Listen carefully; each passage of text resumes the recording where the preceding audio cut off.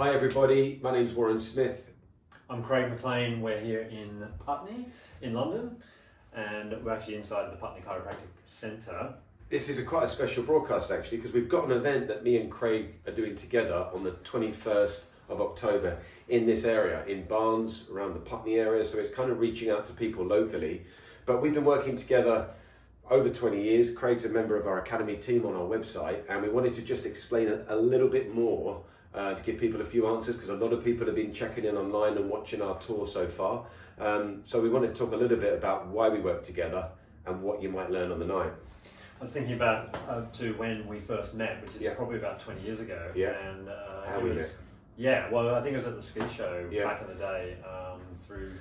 But it was a discussion around how you can get the most out of your skiing through three fairly key ingredients, and it was ski technique, it was equipment, and it was making sure your body was in good condition, good form, functioning at its best. Yeah. And so that's where those conversations started like 20 years ago.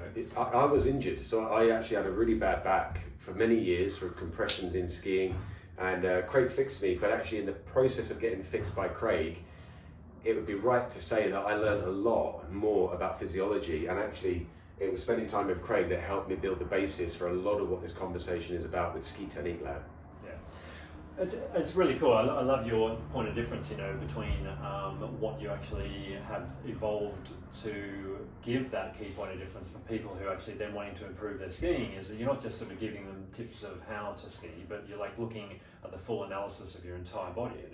When Craig came out on some Academy Weeks, which was going way back into like 2004-05, we based our academy coaching with a framework of biomechanics, and a lot of what we do when me and the team are out on the mountain, we got quite frustrated for many years that we could only change a certain aspect of someone's skiing, but some of the core things about rotational movements with leg steering and how people were blocked biomechanically, we could never change that on a 5-day course. So this is why the program that we've been developing is come about, to give people a chance to give them 3 or 6 weeks to get started on this stuff before they come and ski with us. You might have seen another slide in there. We're going to go through some x-rays today and look at some cases of people as to different things that I've come across over the years that have created these blocks to progression, right? Yeah, this is why it's so interesting. So we partnered up with Reform Pilates on the night of the 21st of October at the Olympic Studios in Barnes, and also with SW Skier helping us, really push the event. But the big thing for me as a ski coach is that I get so many people who have a difference between their left and right turn, and a lot of the secret, when you strip it back, really reverts back to the hip position and how people have the ability to inwardly rotate their outside leg or the downhill leg of the turn. And the position of the hips and the strength and control of how you hold your core is so massively important of what results you get with that. Yeah, so there's two big things which physically, three big things that are physically really important to be able to control your body in any activity you do, but especially skiing, right? And one of them is just simple range of motion of every joint that is involved in skiing. Yeah. Secondly is muscle control and the ability to have strength where you need it. Yeah. And the third bit is to actually get the feedback, like the neurological feedback from your environment, right? So you're reacting to the environment, but then you're able to then control your environment by then, once you get that feedback, you can react to it. So that's like sometimes when you're talking about range of motion, there are stretches you can do. There are things you can do to sort of open up hips and ankles and things like that. When you're talking about muscle strength, you can get to the gym, you can be working hard on actually strengthening up some of those muscles. But that third part where you get this kind of neurological feedback thing, that's where there is this crossover with chiropractic and us. Because for those that don't know what a chiropractor is, we are the sort of the bone nerve specialists, right? We're the people that sort of look at your spine, look at your body, and sort of try and work out where the blocks are in your spine and nervous system that can interfere with the way your body works and functions, and how you can kind of control your body in certain circumstances, right? So, well, it's the same for me. My weaker turn in skiing is my turn to the left. I always know that when I've been it so many times where I've gone to ski up at the snow centre at Hemel Hempstead, for example, been to see Craig on the way, had an adjustment and got something really switched on in the functionality of my right leg. I didn't quite know what it was, but I knew that when I went and skied, I could feel the leg, I could steer the leg further. something was unlocked, and physiologically, but also the neuro was on fire with that. It was great. Yeah, and that's why I said, some people who feel as though their body's balanced, and yet when you see them skiing, they're obviously not, and yet they don't have any sort of real blocks sometimes within their simple range. Yeah. But neurologically, they're not able to turn it on. And no amount of activation. It's definitely important that people like reform, get involved, and try and activate the core muscle groups and any of the groups involved in skiing as much as you can. But as I said, sometimes you just need to be able to get the sort of pathway through the spine down into the legs flowing a little bit more freely. Yeah, this from our point of view, actually, just before Craig's going to go on, this is why we wanted to come up an event, quite a special event on the 21st of October, because Reform Pilates have set up their own ski clinic inside Reform. And I know Craig's going to be sort of working really closely with that, and likewise, Craig's going to be very busy with skiers over this autumn period, people getting ready to go skiing, and we'll probably feed off of that as well. But yeah, mate, we're definitely pumped here in Southwest London. Yeah. Like probably 80% of the people who are who go skiing from Britain come from this area, and we can't wait. It's got the smell in the air.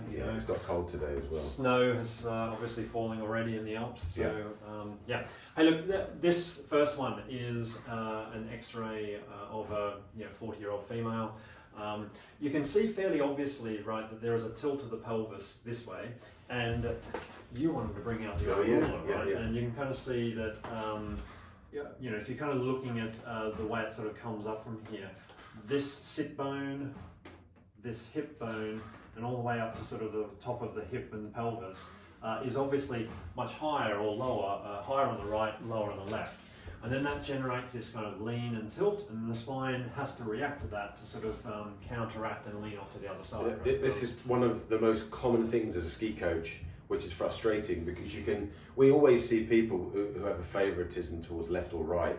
Sometimes they don't know why that is, but this person here is definitely going to have less of a connection with their left leg, trying to extend and put pressure on their outside ski. And certainly when they're in a ski turn towards the right as well, you can bet your bottom dollar that hip is going to be prone to rotating, which will actually flatten off their ski edges, but also throw the body weight onto the wrong ski at that moment in time. So yeah, that's an interesting one. The hip joints are actually pretty good in this one though. So this is what you get when you get an X-ray of your lower back, pelvis and lower spine, is you get a look at the hip joint. So then look at the second one. Not sure if this is, it's obviously very clear how out of balance this chap is. This is a 60-year-old gent, and it's quite massive. But there's a reason for that. He has a hip pathology going on here, which really restricts his left side, the left side of his his left hip. So he has a lot of restriction in the range of motion. Yeah. He also has a lot of problem controlling that side. But this is like an extreme example. You know your body isn't functioning great when you've got this level of change. But I just wanted to show you that there's a whole pile of subtleties that are not so obvious that we see loads of every day. Where it's like in fact, I think that's the next one. This one here is a really healthy looking set of hips, and there's only 1 centimeter drop on the right, but that has a big impact on the way this you function as well. Right? But yeah, I think it's important to sort of work on, going back to those 3 things, work on the range of things that are restricted, work on getting stronger, and then trying to work on actually just getting the, and that's what a chiropractor does as well, is sort of, we're all about trying to get movement back into the parts that don't move very well. And it just has that knock-on effect of, neurologically opening up the pathways as well. Right? So most of our scores, just so you guys watching, some of you have been tuning in, you'll know it, but certainly on one of our tests we do, where we actually test the range from 0 degrees up to around 70 degrees of the inner rotation of your outside leg. So just to put that in context, that would be your left leg steering towards your right hand turn. It kind of is your outside ski or your outside downhill leg. And we measure that. We want clearance so that everyone is free to be able to have the chance or opportunity to learn to ski technically correct. But just to give you an idea, that's 70 degrees left and 70 degrees right in reality when we're testing. And this is why the evening of the 21st will be quite interesting, because we'll be at the event actually testing and giving you scores so that you can get that score and go away and work on it for several weeks. Work with Craig, work with the guys at Reform, and try to increase your range. But to give you the idea, Most people in a room of 30 people will have around 20 to 25 degrees difference between left and right just before you're starting. It's very rare you get someone that goes 70 to 70. There's usually one person in the room. But we've had scores on tour over the last 2 weeks of people stepping around and getting to 10, 15 degrees, and you're just like, wow, you know, that person might be able to ski technically correct on a green run, but anything over that, when you've got to steer to finish off your turn and control your speed, you're blocked. A common score is 35, you know, really common, but that's not 70. It's a long way away from it. So there's a lot of work to do in this, but if you also look at it from our point of view, what we're talking about, what in day-to-day life do you do where inner rotation of your outside leg is required? There's not a lot of sports, but you all expect to go and clip your skis on and be ready for it. So we'll also be talking to you about exercises you can do, things you can work on to free it up. But more importantly, before you do any of this work, if these hips are out of alignment, and trust me, we've had our hands sort of feeling the hip bones on hundreds and hundreds of skiers, nearly everyone is not aligned, and there is a slight height difference between left and right. You've got to think about the fact that there's only two main reasons why people get restricted on one side. One is the actual joint itself, if it's a slightly unhealthy joint, but the other one is what you can't see on the x-ray, which is all the soft tissue that surrounds that joint, right? So you've got the ligaments and you've got the muscles, and you know, if you have joint pathology like this guy, there's not that much you can do about it, right? If you actually have, and in fact, I think I included one on here, which is some people end up with a hip replacement because the pathology is so bad in the hip. Like Andy Murray ended up with a artificial hip during his tennis career, fairly young. Sometimes there's a limit what your body can tolerate, or you can't rehabilitate yourself back from there, and surgeons have taken that on to be able to do this. And look, my mother-in-law skis really well with 2 hips now, so there's still plenty you can do with that, even if you end up with a hip replacement. And you know, this is just one part. Then there's a whole pile of other things with the lower spine that still maybe needs working on to sort of keep healthy. You know? So the challenge is really of combining what we do as coaches to create and raise awareness, and then looking at what Craig can do to sort of heighten awareness even more from a point of view of looking at someone's hips and going through a process of actually waking bits up, unlocking certain parts around the hips to be able to have a better range of movement. And then obviously the stabilization work that can be generated at Reform Pilates. That the idea is that when we come and do this event, we'll be able to, you'll walk away from the room with something to work on, something tangible, and it will change usually by about 15 to 20 degrees over 3 weeks.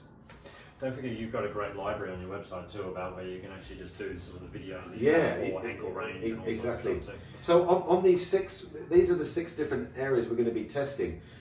Everything on here usually gets developed quite quickly. Things like body angulation, Craig will definitely directly talk to you about that and look at the spine and how it handles angulation in the body. The same with the pressures going through your lumbar with flexion and extension. Core stability is obvious. Leg steering range is what we just spoke about. And then skier symmetry and ankle flex range. If your core and your hips are in a more symmetrical position, all of these functionalities from the core outwards work and perform a lot better. So just on that body angulation, go to that x-ray, which is a not hip x-ray, keep going, this guy. So this is the lower spine, this is from the other angle, right? So it's kind of like going through this side, you get a good look at my lumbar spine through this way. So huge gaps here, right? Huge gaps at the top and really quite compressed at the very bottom, right? So this is one of the other things we see a lot of people who want to try and either detach their bodies if they're rotating, you know, the torso in the opposite direction of the skis, or if you're doing that sort of real angulation lean, if you don't have that lumbar spine ability to open up laterally, then you know you're gonna the lumbar spine. You get a pinch. Well, the wear and tear can be sometimes so much in there, or the stiffness can be developing so much in there.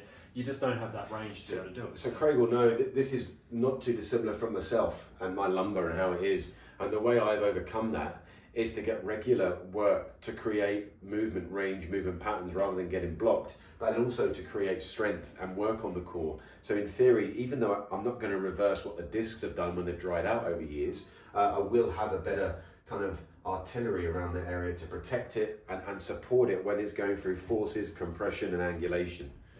Look, if you do have wear and tear, if you do have real compression in certain parts of your body, it's not the end of the world, you know. Yeah. I've got a fair bit going on too, from you know, loads of different things I've done over my 50 years of life as well. But it's like, you know, if you kind of have a good plan, a good maintenance plan, a good activation plan, especially as winter's coming up, now's the perfect time of year to get back in the gym, to sort of turn everything on, so that then when you get on your first trip at Christmas or whatever, you're going to be ready for it. You know? So what we'd suggest you do is on the Academy website, which you just Google, you know, Warren's Whiskey Academy, have a look at it. The tour that we're doing is on the homepage. You can click through to it. Along the top bar of the homepage, you'll see Technique Lab.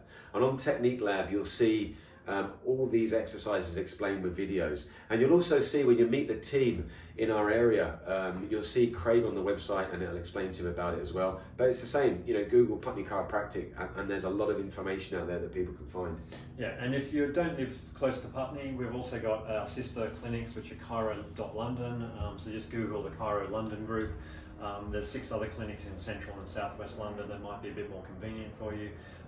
But plus, just reach out, get in touch. If you live in Scotland and you want to sort of try and find a reputable chiro, we'll sort of try and help you on that pathway as well. Yeah, absolutely. So also, when you watch this video, you can pop us a message, direct message us, or write on the comment section, and we'll get back to you as well. But thanks for listening in, and we will see those of you around this area of London on the 21st of October at the Olympic Studios in Barnes. And well done on the dress code, mate. I think We're nailed that. grey, You know, right? we've got grey and grey, a little bit of jean action there. It's good. Was this coordinated? Synchronised. Yeah, great minds. Thanks, everyone. Cool. Thanks for tuning in. Bye.